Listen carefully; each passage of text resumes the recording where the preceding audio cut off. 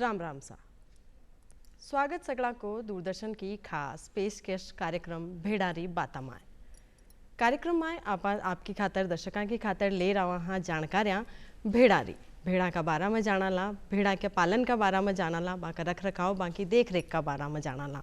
कार्यक्रम की प्रस्तुति अविकानगर केंद्रीय भेड़ एवं ऊन अनुसंधान संस्थान मालपुरा टोंक और दूरदर्शन राजस्थान की संयुक्त प्रस्तुति है। आज की कार्यक्रम में आप बात कराला कि तकनीकी प्रसार जब भेड़ और बकरी पालन करा तो बी के साथ तकनीकी प्रसार के साथ अगर भेड़ और बकरी पालन करा तो वो किसान भाइयों की खातर पशुपालक भाइयों की खातर किया लाभान्वित किया लाभ दे सके है। और कार्यक्रम में जानकारी देवा की खातर अपने साथ पधारा है डॉक्टर लीलाराम जी गुजर। आपको कार्यक्रम में स्वागत करूँ। आप वरिष्ठ वैज्ञानिक है अविकानगर भेड़ एवं ऊन अनुसंधान संस्थान अविकानगर मालपुरा टोंक में। अब आप जाना कि जो आप बात कर रहे हैं कार्यक्रम में कि तकनीकी प्रसार, तो सबसे पहले तो वो जाना कि तकनीकी प्रसार हुआ कहीं है, इको कहीं महत्व है, सगली बातें जान से पर पहले इस शब्द ना आप जाना कि तकनीकी प्रसार कहीं हुआ है। सभी किसान भाइयों को श्रोतागणों को नमस्कार। ये जो आपने विषय पूछा एक बहुत ही अच्छा विषय है कि ये और अनछुआ विषय है ये जो, क्योंकि हम देखते हैं जब देश की कृषि और देश की विकसित जो 2047 की परिकल्पना है उसको हम मानते हैं कि ये कृषि के माध्यम से होकर गुजरती है। और हमारे जितने भी भारतीय कृषि अनुसंधान परिषद के अनुसंधान संस्थान हैं, कृषि और पशु विश्वविद्यालय हैं, कृषि विज्ञान केंद्र हैं, जो भी अनुसंधान कार्य कर रहे हैं उनको किसानों तक कैसे पहुंचाया जाए, उसकी क्या क्या गतिविधियां हैं, क्या क्या उसके चैनल हैं, उस जो माध्यम है उस माध्यम को हम प्रसार कहते हैं।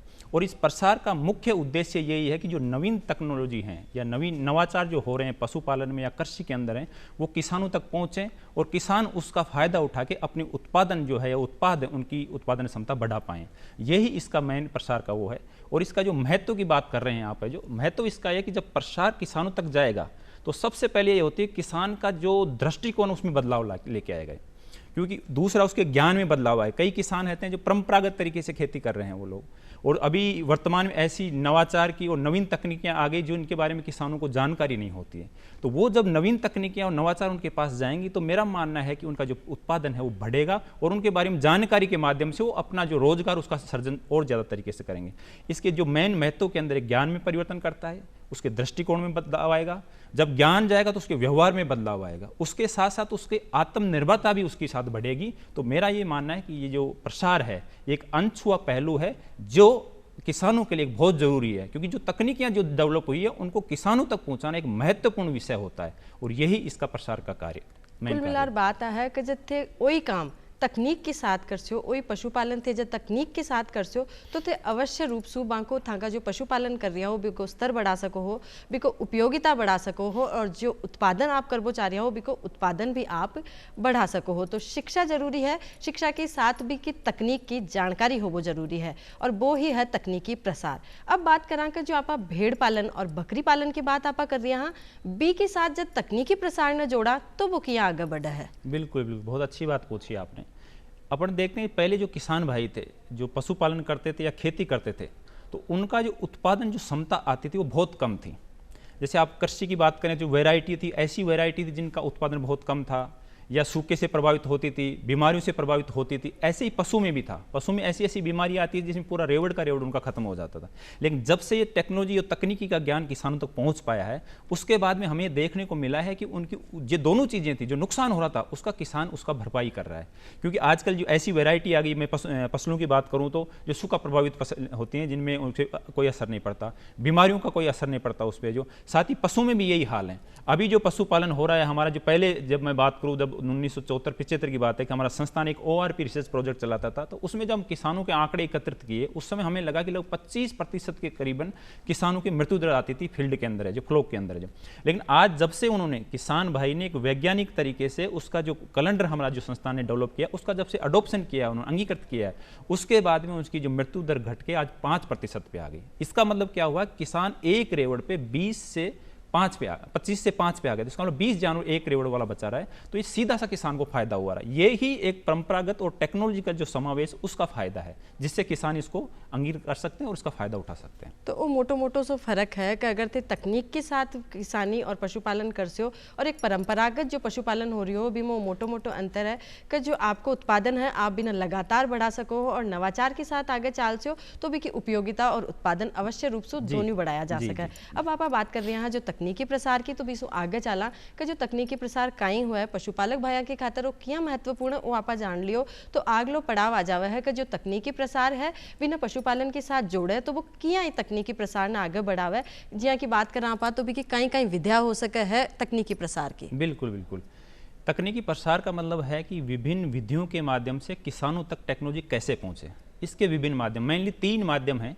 एक होता है व्यक्तिगत संपर्क, एक होता है समूह संपर्क और एक होता है सामूहिक या आम संपर्क। इन तीनों का अपना अपना महत्व है। मैं बात करूं व्यक्तिगत संपर्क की, तो जब कोई किसान भाई ये किसी भी अनुसंधान संस्थान पे या कृषि विज्ञान केंद्र पे या विश्वविद्यालयों में जाके जब व्यक्तिगत रूप से यदि किसी से वार्तालाप कर रहा है या किसी अपने क्वेश्चन का जवाब ले रहा है उनका, तो व्यक्तिगत संपर्क हो गया हो। टेलीफोन के माध्यम से भी किसान उनसे जानकारी ले सकता है। तो ये जितने भी माध्यम है जिसमें व्यक्तिगत अपनी चीजें होती तो उसको व्यक्तिगत संपर्क होता है। इसका सबसे ज्यादा फायदा ये होता है कि किसान अपनी समस्या ले जाके सीधी बता सकता है और उसका समाधान वो ले सकता है। लेकिन इसके कुछ नुकसान है कि जब किसी कोई बात को हम सामूहिक रूप से यदि प्रस्तुत करना होता है तो उस समय में ये व्यक्तिगत संपर्क काम में नहीं आता। दूसरा मैं बात कर रहा हूँ समूह संपर्क की। ये बहुत बढ़िया और अच्छा एक माध्यम है प्रसार का, जिसके माध्यम से हम कौशल विकास की जितनी भी गतिविधियां हैं जिसमें समूह के रूप में किसान आते हैं, संस्थानों के अंदर आते हैं, भ्रमण के रूप में आते हैं, ये सारी गतिविधियां समूह के रूप में होती हैं। तो उस समूह के माध्यम से हम अपनी बात ज़्यादा से ज़्यादा किसानों तक पहुँचा सकते हैं। तीसरा जो मैं बात कर रहा हूँ आम या सामूहिक संपर्क है, ये ऐसा माध्यम है जिसके माध्यम से हमें यदि लाखों किसानों तक या देश के सभी किसानों तक पहुंचे, जैसे मान लो आपका चैनल है, ये चैनल भी एक आम और सामूहिक संपर्क के अंदर आता है। तो इसके माध्यम से हमें तुरंत यदि कोई सूचना देनी है, कोई जानकारी देनी है या कोई इमरजेंसी आ रखी है खेती में और पशुपालन में, तो इन चैनलों के माध्यम से, जैसे आपका रेडियो हो गया, टेलीविजन हो गया, दूरदर्शन हो गया, ये इतने माध्यम में सारे आम और सामूहिक संपर्क के माध्यम से आते हैं। जैसे बड़े मेले हो गए, वो भी एक आम और सामूहिक संपर्क के माध्यम से। इन माध्यमों के द्वारा हम किसानों के, दूर दराज के किसानों के, जहां पे हम पहुंच नहीं सकते व्यक्तिगत और समूह संपर्क के माध्यम से, इस आम और सामूहिक संपर्क के माध्यम से हम लोगों तक पहुंच सकते हैं और उनकी जिंदगी में हम कृषि और पशुपालन के अंतर्गत आमूलचूल परिवर्तन कर सकते हैं। और जो सामूहिक की जो आप बात कर रहे हो, हमारे हिसाब से जब सगड़ा किसान एक जगह भेड़ा होता हो उसी, तो बाकी कई नई समस्याएं भी खुलर बारा आती हो, बिल्कुल बाका समाधान का प्रयास और ज्यादा बढ़िया करा जा सकता है। आमने सामने होते हैं उनके, तो कई लोगों की अलग अलग चीजें हैं और वो देखने को मिलती हैं। किसान जब बताता है तो हो सकता है और दूसरे किसान भी उसमें सीखते हैं, और यही एक बहुत अच्छा माध्यम माना जाता है समूह और आम संपर्क माध्यम, कि जिससे ज्यादा से ज्यादा किसानों तक आप रीच कर सकते हो और उनसे पहुंच सकते हो और अपनी टेक्नोलॉजी को वहां तक पहुंचा सकते हो आप। तो वो है तकनीकी प्रसार की विधियां का आप किया तकनीकी प्रसार से जुड़ सको हो, सगड़ा किसान मिलकर भी जुड़ सके है। के अलावा विभाग जो प्रयास कर रहे हो, संस्थान जो प्रयास कर रहे हो है, वो एक एक तक भी पुगे कि एक किसान, एक पशुपालक भी आपकी समस्या फोन का माध्यम से या नेट का माध्यम से या डिजिटल माध्यम से आपकी समस्या को सुलटारो कर सके है। अब अगला जो पड़ाव पर चला आप बातचीत जाना, तो जो संस्थान है वो ई माध्यम में, ई प्रसार का माध्यम से क्या उपयोगिता आपकी सिद्ध कर रही है। देखो, आपको मैं पहले बता रहा था कि जैसे संस्थान की जो भी तकनीकी डेवलप हुई या टेक्नोलॉजी डेवलप हुई या नवीन जो नवाचार पैदा हुए हैं, उनको किसान तक पहुंचाने के लिए एक संस्थान एक बहुत बड़ी एक योजक कड़ी और माध्यम है इसका। जो हम क्या करते हैं, किसानों के फील्ड पे जाते हैं, किसानों के प्रदर्शन लगा रहे हैं हमें जो, तो उस प्रदर्शन के माध्यम से हम किसानों को वहीं पे जानकारी देते हैं। जैसे रिजल्ट डेमोस्ट्रेशन होता है, मेथड डेमोस्ट्रेशन होता है, ये ऐसी डेमोस्ट्रेशन है जिनके माध्यम से हम किसान को सीधा ले जाके बताते हैं, उनको दिखाते हैं कि इस टेक्नोलॉजी के ये रिजल्ट हैं। तो उसके माध्यम से ये प्रसार का एक माध्यम है जो, जिसमें संस्थान योगदान दे रहा है। आप देखते होंगे अभी पूरे भारतवर्ष की यदि मैं बात करूं तो 7,000 किसानों पे सिर्फ एक प्रसार करता है, तो ये पूछ नहीं सकता सब लोगों के माध्यम से। तो ये दूसरा एक तरीका ये कि जब एक प्रसारकर्ता किसान के वहां जाएगा तो वहीं पे किसानों के माध्यम से यदि वो प्रसार होगा तो ये संस्थानों का एक बहुत अच्छा जरिया है कि किसानों तक पहुंच पाएंगे। और ये एक एक्सटेंशन मैटर जो होता है, ये प्रसार एक स्टेट गवर्नमेंट का मैटर होता है, जिसके माध्यम से उसके जो प्रसार करता है, एक्सटेंशन वर्कर होते हैं जो फील्ड लेवल के होते हैं, वो उन तक पहुंचाने का काम करता है। इसी में संस्थान हमारा एक बहुत बड़ा योगदान करता है प्रसार के माध्यम से। जितनी भी गतिविधियां हैं प्रसार की, जैसे मान लो आपके कौशल विकास का है, प्रदर्शन का है, भ्रमण का है, आपका मेले का है, ये प्रदर्शनी का है, ये सारे ऐसे माध्यम हैं जिनके द्वारा हम संस्थान द्वारा जो टेक्नोलॉजी डेवलप हुई हैं, जो तकनीकियाँ विकसित हुई हैं, उनको हम किसानों तक पहुंचाते हैं और उन किसानों तक पहुंचा के उनको बताते हैं, उनको अवगत करवाते हैं कि आप इस तरह से यदि साइंटिफिकली सीप, गोट एंड रेबिट रियरिंग करोगे तो आपको ये फायदा होगा।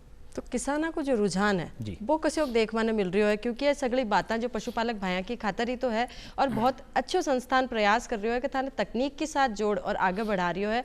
तो जो आपको रुझान है वो भी मैं जानना चाहूँगा कि आज किसान भाइयों को रुझान कसे देखने मिल रही है। बिल्कुल बिल्कुल, इसमें आप देख रहे होंगे बहुत अच्छा रुझान इस समय किसानों का आ रहा है, जो पशुपालन के अंदर है, जो विशेषकर जो नवाचार के माध्यम से कर रहे हैं। पहले जो परंपरागत जो चीज़ें होती थी या परंपरागत तरीके से पशुपालन किया जाता था, वो आज धीरे धीरे कम हो गया है, क्योंकि जब से नई पीढ़ी इसके अंदर आई है, पशुपालन में मान लो या खेती के अंदर मान लो आप है जो, तो वो सारी चीज़ें, पूरी चीज़ों की स्टडी करके वो इसके अंदर आ रहे हैं वो, और वो लोग सब जो जितनी नवीन तकनीकें उनको अपना भी रहे हों। पहले वाले किसान इतने जल्दी नहीं अपनाते थे, तो उस नई टेक्नोलॉजी के माध्यम से वो अपना अच्छी इसमें चीज़ें कर रहे हैं।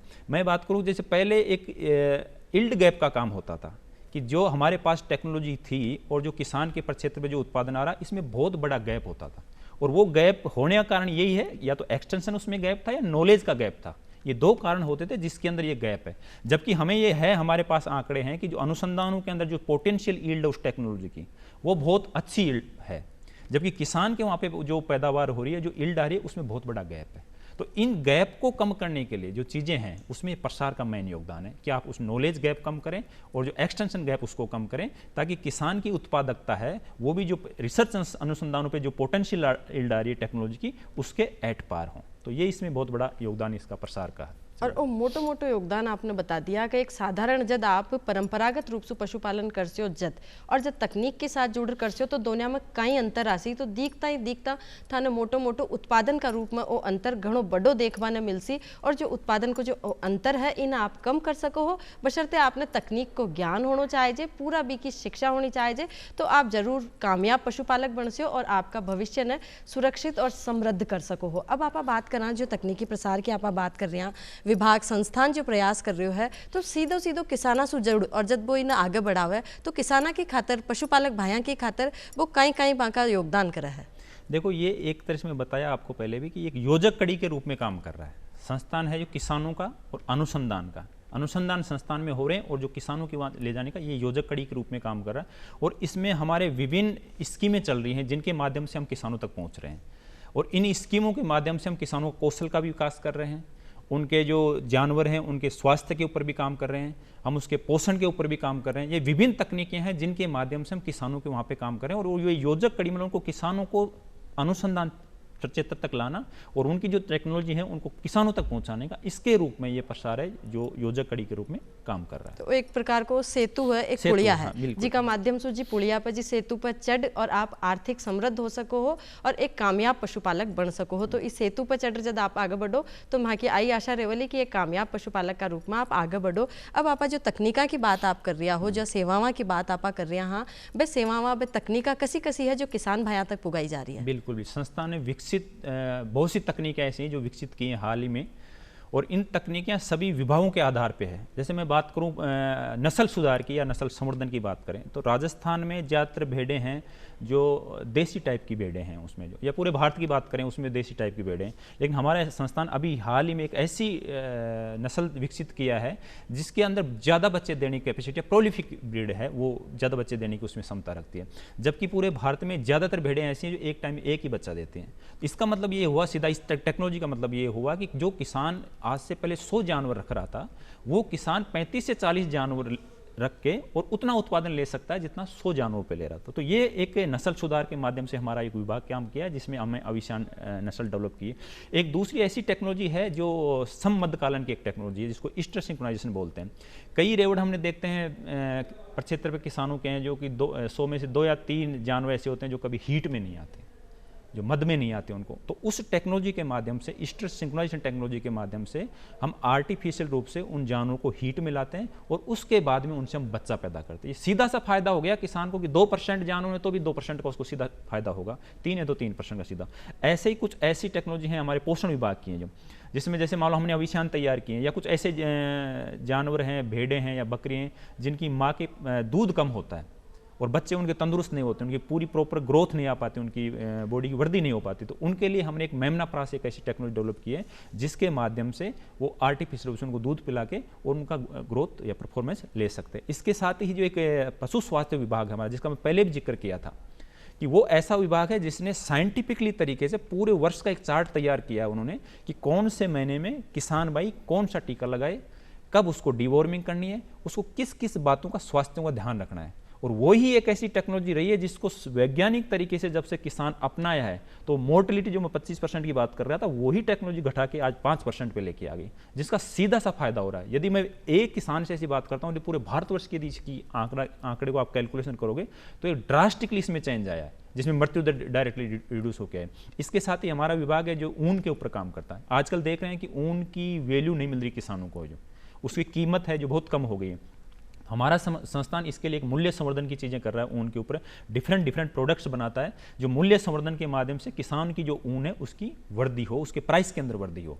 ऐसे एक विभाग है एलपीटी विभाग जो मीट के ऊपर और मिल्क के ऊपर काम करता है, जिसमें प्रोसेसिंग करना, उसके प्रोडक्ट्स बनाना। तो उनके माध्यम से हम किसान को भी और किसानों को बताते हैं वहाँ ला के जो कि आप इस तरह से अपनी जो भी प्रोडक्ट हैं उनको मूल्य संवर्धन करके और इसके अंदर आप फायदा उठा सकते हो। तो ये इस और विशेष एक जो हमारा विभाग है TOT and SS transport technology and social science विभाग जो किसानों से जुड़ाव का जो काम करता है, वो किसानों के लिए कौशल विकास करना और जितनी भी किसानों से संबंधित जो चीज़ें होती हैं उनके माध्यम से हम किसानों को अवगत कराते हैं और उनको जानकारी प्रदान करते हैं। तो ये इस तरह से हमारा संस्थान है जो टेक्नोलॉजी विकसित की है। मैं जब आप सेवाओं की बात करें तो सेवाओं में क्या है, जो भारत सरकार की विभिन्न योजनाएं चल रही हैं, जैसे अनुसूचित जाति उपयोजना है, अनुसूचित जनजाति उपयोजना है, इसके साथ ही मेगा सीड प्रोजेक्ट है, फार्मर फर्स्ट प्रोजेक्ट है, टीओटी प्रोजेक्ट है। ये ऐसी विभिन्न योजनाएं हैं भारत सरकार की जो किसानों तक हमारे संस्थान की टेक्नोलॉजी को पहुंचाने में कारगर साबित हो रही हैं।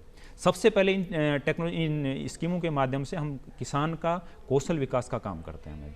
उसके बाद में हमारी जो टेक्नोलॉजी उनको हम लेके जाते हैं उनके पास है जो, और ये जो विशेषकर जो SC, SP, TSC परियोजना है जिसमें तो भारत सरकार टोटली निःशुल्क उन किसानों तक टेक्नोलॉजी पहुंचाने का काम करती है जो BPL हैं या जो महिलाएं विधवाएं हैं या PH हैं, जो मुख्य समाज की मुख्य धारा से बहुत नीचे हैं, उनके लिए भी हमारा ये संस्थान है जो इन परियोजनाओं के माध्यम से लगातार कार्य कर रहा है।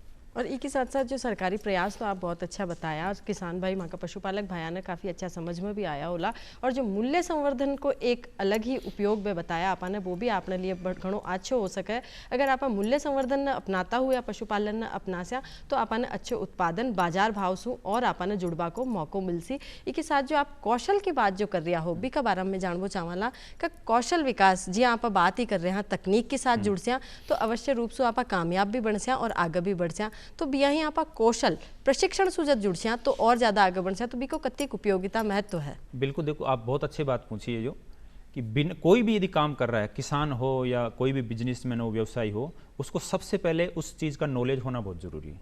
और वो नॉलेज कहाँ से आएगा, जब आप कहीं से प्रशिक्षण लोगे, ट्रेनिंग लोगे, तब आपको नॉलेज आएगा ये। और उसमें दो तरीके से सीख सकते हो आप। एक तो जाके कहीं पे आपको देखना है, उस देख के सीख रहे हो, एक दूसरी चीज़ है करके सीख रहे हो आपको जो। तो हमारा संस्थान इन दोनों तरीकों के माध्यम से हम कौशल या ट्रेनिंग प्रदान करते हैं किसानों को जो। और ये ट्रेनिंग है जो हमारे साल भर ट्रेनिंग चलती रहती हैं। जैसे मैं पिछली साल की बात करूं तो लगभग हमारी 60 ट्रेनिंगों से ऊपर हमने किसानों को ट्रेनिंग प्रदान की है। इसमें ये सारी जो ट्रेनिंग है जो स्पॉन्सर ट्रेनिंग होती है हमारी जो, और ये कुछ इसमें से सेल्फ स्पॉन्सर ट्रेनिंग होती हैं जिनके माध्यम से किसानों को हम प्रायोगिकी के माध्यम से, जिसमें मतलब और प्रैक्टिकल के माध्यम से लर्निंग बाय डूइंग और learning by believing by seeing, इन दोनों जो हमारे मेथड है एक्सटेंशन के, उनके माध्यम से हम किसानों को अवगत कराते हैं, उनको बताते हैं कि आप साइंटिफिकली तरीके से यदि भेड़ बकरी पालन करोगे तो इसके ये फायदे हैं।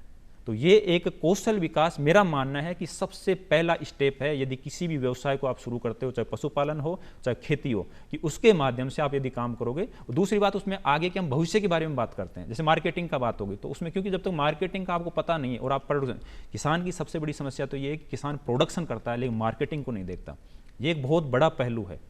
जबकि आप दूसरे बिजनेस को देखो, पहले मार्केट को देखते हैं वो लोग, उसके बाद में प्रोडक्शन को देखते हैं। तो इस पहलू के ऊपर भी हम किसानों को जागरूक करते हैं, उनको बताते हैं कि पहले आप मार्केटिंग भी रीड करो, उसका आप कमोडिटी की प्राइस आप चेक करो कि उस समय क्या प्राइस चल रहे हैं, उसके आधार पर अपना उत्पादन करो कि आपको उस चीज़ों का लाभ मिल सके। तो आप बहुत अच्छी बात बताइए आप माने और माँ का पशुपालक भाया ने कि जो आप प्रशिक्षण ले, जो ट्रेनिंग ले, तो आप कर सीखो बटे तो ज़्यादा अच्छो सीख पाओला। तो विभाग संस्थान जो है आपने कर सिखावे है बटे प्रैक्टिकल रूप से प्रायोगिक रूप से भी सिखावा है। और जो कौशल की बात, ट्रेनिंग की बात आप करिया, बीके खातर आप बहुत बढ़िया प्रयास कर रहे हो। लेकिन जो वहाँ का पशुपालक भाई जब आ ट्रेनिंग प्रशिक्षण से जुड़बो चाहे तो वो की तरीका से जुड़े? बिल्कुल बिल्कुल, ये इसमें हमारे दो माध्यम हैं। पहला माध्यम तो यह है कि जहाँ का किसान भाई है, जिस भी ब्लॉक से वो करता है, वहाँ के कृषि और पशुपालन विभाग के माध्यम से वो उनको अप्रोच करें और वो उनके माध्यम से हमारे पास ट्रेनिंग के लिए आ सकते हैं। दूसरा तरीका ये भी है कि हम साल में लगभग 4 से 5 ऐसी ट्रेनिंग कराते हैं जिसमें हमारे संस्थान की जो वेबसाइट है, CSWR बीकानेर की जो वेबसाइट है, उसके ऊपर हम एक लाइन चलाते हैं और वो किसी पूरे भारत में से किसी भी राज्य का किसान वहाँ आके उसको फॉर्म भरना होता है और उसके माध्यम से वो 8 दिन की ट्रेनिंग लेते हैं। हम मुख्यतः हम 5 दिन और 8 दिन की ट्रेनिंग कराते हैं और उन ट्रेनिंगों में जो कुछ जो मैं बताया पहले भी स्पॉन्सर्ड और नॉन स्पॉन्सर्ड ट्रेनिंग होती है, वो दोनों तरीके की ट्रेनिंग होती है जिनके माध्यम से किसान हमारे यहाँ आके और ट्रेनिंग प्राप्त कर सकता है, जिसमें 5 दिन की है और 8 दिन की है। और बहुत ही छोटा समय की कामकाज रखा गया है कि पशुपालक भाई आपके जो दैनिक दिनचर्या बीमसु थोड़ा सो 5 या 8 दिन को टेम निकाल और प्रशिक्षण ले लेसी तो वो सफल पशुपालक बन पासी। और एक ही साथ जो आप बात कर रहे हैं, आज पशुपालक भाइयों को जो रुचि देखने मिल रही है, जो रुझान देखने मिल रही है, वो आप अवश्य रूप से बता रहा होकर धीरे धीरे लगातार बढ़ रही है। तो आज की जो पशुपालकों की स्थिति है वो मैं प्रदेश में जानना चाहूँगा। अभी आप देखो, ये स्थिति ये है किसानों की, जो नई पीढ़ी आ रही है, भेड़, मैं विशेषकर भेड़ और बकरी की बात करूं मैं जो, तो उसके अंदर नई पीढ़ी का रुझान कम हुआ है। वो लोग दूसरे व्यवसाय को ज़्यादा अपना रहे हैं जबकि भेड़ और बकरी को कम ध्यान नहीं दे रहे। मेरा ये मानना है कि जो राजस्थान जो प्रदेश है, उसकी जो जलवायु है, उसके प्राकृतिक संसाधन है, उसके अंदर भेड़ और बकरी सबसे उपयुक्त जानवर है जो सबसे ज़्यादा प्रोडक्टिविटी दे सकता है। और जबकि यहाँ पे लोगों का रुझान किधर, भैंस की तरफ ज़्यादा हो रहा है। भैंस पालन तब जो पिछले जो पशु जनगणना आई है 2 हैं जो, उसमें ये आंकड़े बता रहे हैं कि भैंसों की संख्या धीरे धीरे ज़्यादा बढ़ रही है। ये एक मेरा ये मानना है कि होड़ है किसानों की, जो बहुत ही गलत दिशा में लेके जा रही है किसानों को। हमारी जो चीज़ें हैं, सपोज करो मैं बात करूँ यहाँ पे कि राजस्थान बात करूँ कि रेगिस्तान ज़्यादा है, यहाँ की जलवायु कैसी है, तो यहाँ पे यहाँ का जो पशु एक्चुअल में है जो, वो भेड़ और बकरी और गाय है। क्योंकि जो चीज़ जहाँ पे जिस जलवायु में पैदावार हो सकती है उसकी उत्पादन क्षमता वहाँ पर ज़्यादा होगी। आप सेव है जो कश्मीर में उगा सकते हो, राजस्थान में नहीं उगा सकते, और यदि यहाँ पे उगाओगे तो उग जाएगा, लेकिन उसकी वो प्रोडक्शन क्षमता नहीं आएगी, उत्पादकता नहीं आएगी जो वहाँ पे आती है। तो हमें सबसे पहले किसानों को तो ये ध्यान रखना है और विशेषकर नई पीढ़ी को ये ध्यान रखना है कि हमारे जो प्राकृतिक संसाधन हैं, हमारी जो जलवायु है, उसके आधार पर ही हम पशुपालन करें। और हमारी स्थिति दूसरी तरफ जा रही है। तो मैं आपके माध्यम से ये किसानों को मैं अवगत कराना चाहूँगा, मैं उनसे निवेदन करना चाहूँगा कि आपकी जो प्राकृतिक चीज़ें हैं उनके आधार पे आप पशुपालन और खेती करो, ताकि आपको मुनाफा ज़्यादा हो और आप इस चीज़ को आगे बढ़ा सकते हो। तो कुल मिलाकर बात आकर भीड़ के साथ को नहीं चलना, बिल्कुल बिल्कुल, या तो भीड़ का आगे चलो या पाछे चलो, तो ही आप कामयाब उसी का। दुनिया भीड़ जी आगे चल रही है, जी गेला चल रही है, भी गेला कदे नहीं चल रहा। पहले आपने पूरा ज्ञान लेना, पूरी शिक्षा लेनी का जो भीड़ जा रही है, जारी खटा है, वो गेलो ठीक है को नहीं, आगे थंक बढ़वा लायक है को नहीं, वो गेलो आगे जार मंजिल पर कसी मंजिल पर रुका है भी को जरूर आपने ध्यान रखना चाहिए, फिर पच भी गेला चालना चाहिए। तो अब आप जो बात कर रहे हैं कि नई पीढ़ी को रुझान कम हो रही है, तो एक खातर जो नवाचार का प्रयास संस्थान कर रहे हो, तो और आगे भविष्य का जो आयाम तय संस्थान कर रहे हो, बाका बारे में, नवाचार का बारे में मैं थोड़ा जानना चाहूँगा। बिल्कुल बिल्कुल, इसमें संस्थान भी हमारा प्रयास कर रहा है, साथ ही राज्य और भारत सरकार भी इसके लिए प्रयास कर रही हैं कि किसानों को और पशुपालनों की इसके अंदर रुचि बढ़े। विशेषकर मैं बात करूँ, राजस्थान की कुछ स्कीमें चलाई हैं, जैसे आपके ऊँट पालन के ऊपर कुछ स्कीम है, बैल के ऊपर इन्होंने चला रखी है। एग्रीकल्चर की बात हो, ताराबंदी की स्कीम चल रही है। और भारत सरकार की एक बहुत अच्छी स्कीम आई है, राष्ट्रीय पशुधन मिशन NLM, जिसको नेशनल लाइवस्टॉक मिशन बोलते हैं, जो विशेषकर अपने क्षेत्र के लिए भेड़ और बकरी के लिए, पालकों के लिए वो बहुत बढ़िया स्कीम आई है। और एक वो 2014-15 से शुरू हुई थी, वो 500 जानवरों से लेके, लेकिन इन्होंने दोबारा उसको रिवाइज करके और 2021 के अंदर दोबारा उसको रिवाइज किया, जिसमें 100 जानवरों से लेके 500 जानवरों तक उसको पाल सकते हैं। ये स्कीम मुख्यतया उन किसानों को आकर्षित करती है, या उनको जो किसान ऐसे हैं जो अपना उद्यम शुरू करना चाहते हैं, वो पशुपालन के और कृषि के माध्यम से उद्यम शुरू करना चाहते हैं, उनके लिए बहुत कारगर हो रही है स्कीम है जो।